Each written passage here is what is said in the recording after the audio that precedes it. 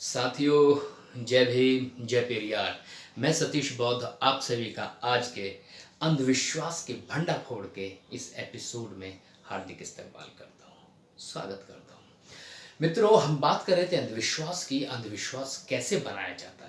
अभी हम लोगों ने पिछले एपिसोड में जाना कि अंधविश्वास बनता है कि आसपास के लोग किस तरह की चर्चाएं करते हैं, उन चर्चाओं पर हम विश्वास कर लेते हैं। आसपास के लोग क्या क्या कर्मकांड करते हैं, क्या क्या पाखंड करते हैं, हम उन पर विश्वास करते हैं, भरोसा करते हैं और फिर उसी को हम अंधविश्वास के रूप में स्वीकार कर लेते हैं, जिसकी वजह से हमारे निर्णय लेने की क्षमता के ऊपर असर पड़ता है। कई बार ऐसा भी होता है कि हम अंधविश्वासी गैरों के कुछ कहने के बजाय हमारे अपने ही लोग हैं जो आपको ऐसी सलाह देते हैं जिसके चलते हुए आप अंधविश्वासी हो जाते हैं। उदाहरण के तौर पर आपके घर में बच्चे का बीमार हो जाना तो आपके अपने ही लोग कहते हैं कि नजर उतार लो। आपके अपने लोग कहते हैं। आपके घर में किसी बीमारी का चले आना तो आपके अपने लोग कहते हैं फला फला बाबा से मिल लो, फला फला बाबा आपकी जो है दुख हर देगा, फला फला पंडित से मिल लो, इन पोंगा पंडितों के पास चले जाओ, तावीज ले लो, गंडे बांध लो। या आपके अपने ही लोग हैं जो आपको सलाह देते हैं। आपके अपने ही लोग हैं जो ये कहते हैं कि अपने पूर्वजों के नाम के पैसे उठा के रख दो, उनको पैरावनी भिजवा देना, गंगा गंगा में बहा देना। तो इस तरह के अंधविश्वास आपको मिलते हैं। तो ये बनते कैसे हैं अंधविश्वास, इसके बारे में एक छोटी सी कहानी बताता हूँ। उससे एक अंदाजा हो जाएगा कि हमारे ऊपर हमारे ही लोग ऐसे अंधविश्वासों को थोप देते हैं। चूंकि वो हमारे अपने होते हैं, हम उन पर विश्वास कर लेते हैं। हमें लगता है कि हमारे अपने हैं और हमारा भला चाहते हैं, तो हम उस पर विश्वास कर लेते हैं। एक व्यक्ति था, उसका काम था हॉट डॉग बेचना। अब हॉट डॉग बेचा करता था। बड़ा ही सामान्य सा साधारण सा व्यक्ति था। कानों से कम सुनता था, इसलिए कभी रेडियो नहीं सुनी। आंखों से थोड़ा कम दिखाई देता था, इसलिए कभी टीवी भी नहीं देखा। और पढ़ाई लिखाई कभी की नहीं, इसलिए अखबार नहीं पढ़ता था। बस ध्यान इस बात पे था कहां से माल आना है, कैसे अच्छा सा हॉट डॉग बनाना है और कैसे प्यार से लोगों के सामने परोसना है। परिणाम यह हुआ, वह साधारण सा व्यक्ति हॉट डॉग बेचते बेचते बहुत बड़ा व्यापारी बन गया। शहर में जहां उसका एक ही काउंटर हुआ करता था, अब उसका व्यापार काफी बड़ा हो गया। उस काउंटर को बढ़ा करके पूरी दुकान बना ली, एक रेस्टोरेंट टाइप बना लिया। और जहां चंद हॉट डॉग बिकते थे, अब हजारों सैकड़ों हॉट डॉग उसके बिकने शुरू हो गए। बड़ा व्यापारी हो गया, बरकत होने लगी, अच्छे पैसे कमाने शुरू कर दिए। परिणाम यह हुआ कि बेटा जो था घर में, उसे अच्छी शिक्षा दी। अच्छी शिक्षा के चलते हुए अंग्रेजी वाली शिक्षा दी, मैनेजमेंट सिखवाया। अब जब बच्चा एमबीए कर चुका था, तो एमबीए करने के बाद तो उसने बच्चे ने डिसीजन लिया कि मैं पापा के व्यापार को ही आगे बढ़ाऊंगा। तो पापा के व्यापार को आगे बढ़ाने के लिए वो आया और व्यापार को समझने लगा। चूंकि पढ़ा लिखा था, समझदार था, अच्छे से सुन सकता था तो रेडियो भी सुनता था, अच्छे से देख सकता था तो टीवी भी देखता था, और पढ़ा लिखा था तो न्यूज़पेपर पढ़ता था, मैगजीन पढ़ता था। तो एक्सपोजर खुला था उसके सामने। अब इतना बड़ा एक्सपोजर उसके पास था, तो जाहिर है बुद्धिजीवी हुआ पिताजी की नजर में। एक दिन पापा से बात करते हुए कहा, पापा आपको क्या पता है कि आज अंतरराष्ट्रीय स्तर पर मुद्रास्फीति की दर बहुत बढ़ गई है। पूरे विश्व में आर्थिक मंदी का दौर चलने वाला है। ये आर्थिक मंदी की वजह से हमारे देश के ऊपर भी आर्थिक मंदी का बड़ा जबरदस्त प्रकोप आने वाला है। आप देखो कि बड़े बड़े बैंक बैंकरप्सी के दौर से गुजर रहे हैं अमेरिका में, ऑस्ट्रेलिया में। और मुझे तो ऐसा लगता है कि उसका बड़ा भारी असर हमारे देश के ऊपर भी देखने को मिलेगा।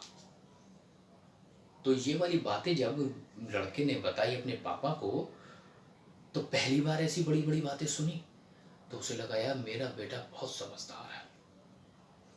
विदेशों की बातें करता है, अंतर्राष्ट्रीय स्तर की बातें करता है, इतनी अच्छी बात बता रहा है। ये जो कह रहा है सही कह रहा होगा, ये मूर्ख तो है नहीं, पढ़ा लिखा लड़का है, अंग्रेजी में शिक्षा हासिल की है। तो उसने क्या किया अगले ही दिन से कि बहुत बड़ी विपत्ति आने वाली है, तो इतनी बड़ी विपत्ति आने की वजह से मैं अपने पैसे मार्केट में क्यों फूंकूं, कहीं ऐसा ना हो मेरे पैसे बर्बाद हो जाए। तो उसने मीट का जो रेगुलर ऑर्डर देता था वो कम कर दिया, जो बंस का ऑर्डर देता था वो कम कर दिया। अब धीरे धीरे जहां 1000 हॉट डॉग्स बिकते थे अब वो सैकड़ों में आ गए।